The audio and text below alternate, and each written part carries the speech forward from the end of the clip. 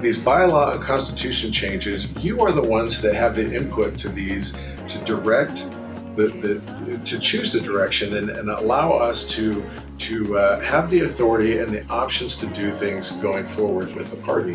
And it's so important that you get involved, and that's the representative portion of your election as a delegate. Let me say one thing about the Constitution and bylaws. So you should study those well enough that you don't have to be persuaded at the convention. Parliamentary procedure, Robert's rules, and the way that we operate a convention is not conducive to a thorough vetting of an issue. And so it's important for you to become familiar with these things before you get there, because otherwise you can be swayed for things that may or may not be important. And in the heat of the moment, you'll see something, and really you're just getting snippets.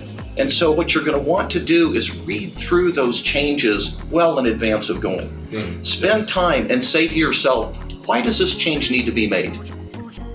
And then walk through the reasoning behind the change so that you're well familiar with it before you get there.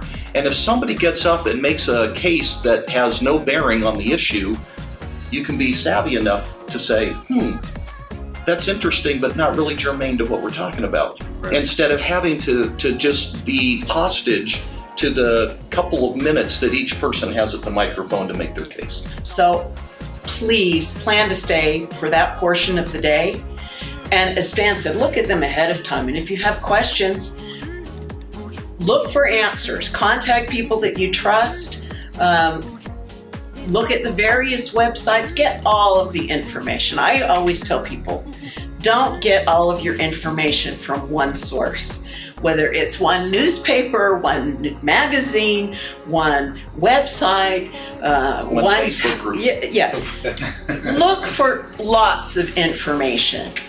It's your job to sort through the wheat and the chaff, and your neighbors have trusted you to do it. You can do it. I just invite you to look at a variety of sources as you gather information.